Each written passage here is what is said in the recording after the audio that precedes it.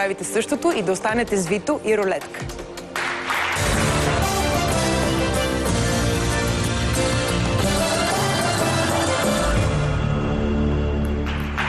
Добро утро! Здравейте, това е рулетка.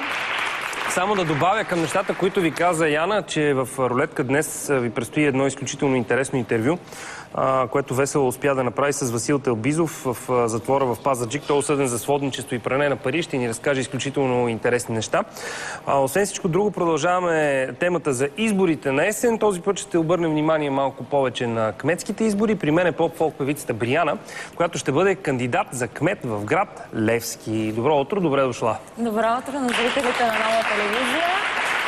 На гостите в станция Нова. Приятно ми е, че съм тук при вас. Какво е общото между поп-фолка и политиката и кметските избори? Ти директно започваш с въпросите. Да, защото в крайна сметка това е доста интересен факт от едното в другото. Факт е и не вярвах, че така ще се дигне толкова много шум, след като споделих пред спортния сайт за САДА.БГ и журналиста Георги Стоянов какви планове имам за напред. И какво е общото? Смятам, че контактите, които съм си създала като поп-фолк певица, биха ми помогнали за тази политическа кампания, която съм решила да водя. Защо точно град Левски? Защото аз съм от град Левски. Така ли? Да. Не си ли от Тутракан? Там съм родена, съм родена, но както се помня, живея в град Левски. Аха. И си наясно с проблемите на града? Доста съм наясно. Така има и хора, които са зад гърба ми, които ще ми помагат за напред, се надявам. И на това разчитам. Какъв смисъл са зад гърбата? Заради политическата кампания, която ще водим и партията, нали мога да я кажа тук при вас.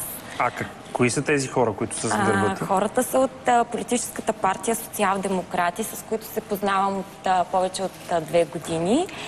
Заедно с тях водихме кампания, бяхме предложили за кандидат-депутат за Народното събрание през 2009 година. Знам за това. А ти знаеш какви резултати направихте? Знам какви са резултатите. Колко човека гласуваха, знаеш? Сега точно няма да кажа, но... Ще кажа, ако ти не кажеш. Знам. Но така бяхме... Колко е голяма фамилията ти? Моето семейство? Семейство, роднини? Защо питаш? Колко ще гласуват за мен? Не, защото там са гласували 151 човека. Исках да сметна какъв процент от тях са твоите роднини. Сега няма да казвам, но така политическата кампания Социал-демократи точно тогава стартира от 2009 година и се надявам за напред да има все повече избиратели. Това си го научила? Не съм го научила. Имате ли си пиар, който да работи с вас и да кажа, сега като отидеш за това предаване? Това вече ме питаш за такива тайни работи. Какво тайно има в това една политическа партия да има пиар? Има, нормално е. Тоест работите си и се знае. Да. Добре, кой е най-големият проблем на град Левски, който искаш да решиш? По принцип, искам да кажа, че досегашните кметове, които са били в града, са направили доста неща за развитието на нашия град и аз се надявам и аз да допринеса с нещо за това, ако ме изберат за кмет на града. Нашите колеги, между другото, пускат тук едни много интересни снимки и предполагам, че поне по-младата част от град Левски сигурно доста се вълнува, ако кметицата им ще изглежда по този начин. Те добре ме познават и знаят, сигурно знаят. Без снимките си знаят, че ще е така. Да, и се надявам да застанат зад мен и да ме подкрепят за развитието за добро на нашия град. Колко гласа ти трябва, за да станеш кметица на град Левски? Виж сега това дали ще стана кметица, зависи от хората дали ще Така аз затова питам колко човек трябва да гласуват за теб. Сега точно това не сме го изчислявали. Не сте. Всяка партия като тръгва да участва на избори знае. В този град ни трябва толкова процента, което е равно на толкова. Сега за много крайни неща. Ще видим, времето ще покаже. Добре, аз тук съм си извадил едни неща за град Левски, които са ми много интересни, ама предполагам, че ти ги знаеш. Примерно, знаеш ли колко е населението на града в момента? В момента, даже да ти кажа, последното преброяване още не е отчислено колко са. Последните данни са от 2009. Точно така. Така че сега мога да ти кажа след няколко дена точно колко са жителите в града. По твои данни колко са? Може би около 11-12 хиляди. Близо си, верно. Добре, какъв е пощенския код, знаеш ли? 5900. Чудесно. А телефонния? телефон е 0650. Ма знаеш някакви неща за Знам, Левски, не е разбира като да не се, знаеш. как. Знаеш ли пък за мен кой е най-големият проблем на град Левски, очевидно? Кажи ми, ти ходил ли си в град? Не съм, минавал съм само. Аз ще те поканя сега, като си тръгна и те вземам с мен. Толкова обичам да ходя на гости на кметове, просто нямаш представа. Ето, аз сега ще дойдеш с мен в града да помагаш за предизборната кампания. Много скъпо ще ви струва това. Няма проблеми, нашата партия е много не знам дали имате богата. възможност да си го позволите. Имаме възможност, да. Сега, да ти кажа, гледах едни данни за това как се обезлюдява града и в последните години данните са доста впечатляващи. Така че може би това е един от сериозните проблеми, с които ще трябва да се бориш, ако станеш кмет. Да, бих казала, че това е може проблем... би за повишаване на раждаемостта ще трябва по някакъв начин да се помисли. Абсолютно. Бих казала, че това е проблем навсякъде, във всички градове и села, така че не е нещо, което... Ще си те интересува твоя собствен град, абсолютно, на който ще ставаш кмет. Ще се грижим така за подобряването и на културата на града, въобще за абсолютно всичко, което ще допринесе добро за жителите на града и на околността. Какво ще пише на твоите плакати? Брияна или Боряна?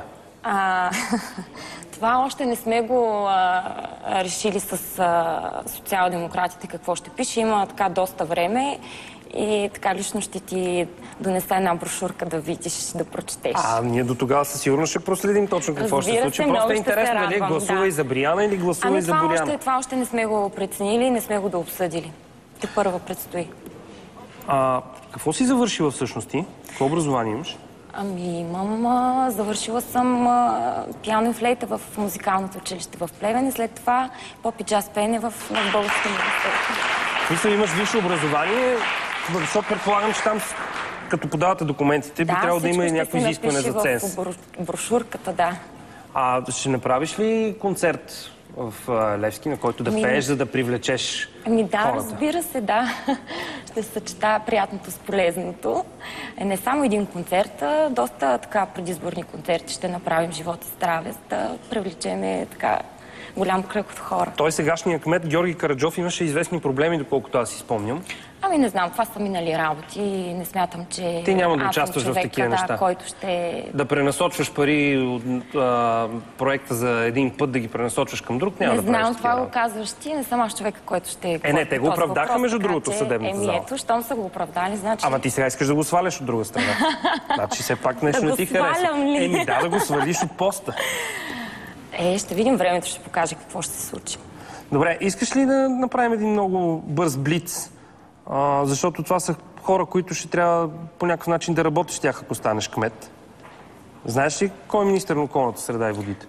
Стига сега ти ме питаш сега такива въпроси. Дай да говорим за кметски въпроси. Те са кметски. Ти ще имаш проблеми и ще трябва по някакъв начин да се обръщаш за помощ към правителството. Аз няма да работя сама. Ще имам така кръг от хора, които ще са зад мен, заместник кметове, съветници, така че те ще помагат за моето развитие като кмет на града. Да разбирам, че не знаеш кой е министър на околната среда и водите. Айде не ме питай такива въпроси. Аз те питам народ, защото и тя е жена. Знам, че е жена.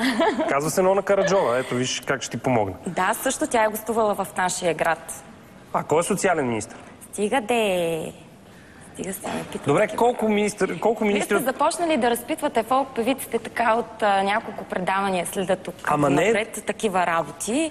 Искате да ни злепоставите. Аз да ти кажа, за първи път имам гост фолк певица и ми е много интересно. Съвсем честно ти признавам. И освен това не е, че си фолк певица, просто когато човек тръгне да се занимава с такова нещо. Вчера даже задах един въпрос на колежка, какво мисли за турското робство, са извикали по друга тема, така че дай да говорим по темата по същество. Това е по същество. Колко министри знаеш от кабинета? Всичките ги знам сега. Няма да говорим, защото веднага ще започнат да пишат по жълтите вестници. Тя знае този, тя не знае. Има връзка с този, защото го знае и така нататък. Дай следващия въпрос. Добре, еврофондовете важни ли са за град Левски? Разбира се, че са важни. Кой е министър на еврофондовете? Ето сега... Той е много симпатичен човек. Ти знаеш ли там, ако не ти е написан? Аз ги знам, слава Богу. Добре. Давай следващия въпрос. Той се казва Томислав Дончев. Добре, благодаря. Добре, кога ще стартира официално твоята кампания? В момента подготвяме цялата предизборна кампания, въобще въпросите, с които ще се занимава, целите, които ще гони, така че до няколко седмици предполагам, че всичко вече ще е на лице. Освен теб, кои са другите трима най-известни жители на хора, родени в град Левски? Ами най-известни мога да ти кажа, че е Георги Парцалев, с който всички се гордеят цяла България. Искаш да стигнеш до твоята колежка Рени, която знам, че също е раждана там. Затова те питах за трима. Рени е родена в град Плевен. Ето, виждаш ли, сега пак ще ти кажа нещо. Да. Добре, ето виж, това не знаех. Да. И аз имам бели петна, които трябва да попълвам. Добре? Се помагаме взаимно. Супер. Стискаме палци, пожелавам ти успех. С интерес ще дойдем да видим точно как ще протече кампанията. Надявам се и аз ще ви информирам за всичко ново, което се случва покрай нас. Добре, благодаря ти много. Благодаря. Успех. Мерси. Вие, уважаеми зрители, останете с нас и след кратката пауза, за да видите ексклюзивното интервю от затвора в Пазарджик с осъдения за сводничество и пране на пари Васил Телбизов. Ето за какво говоря.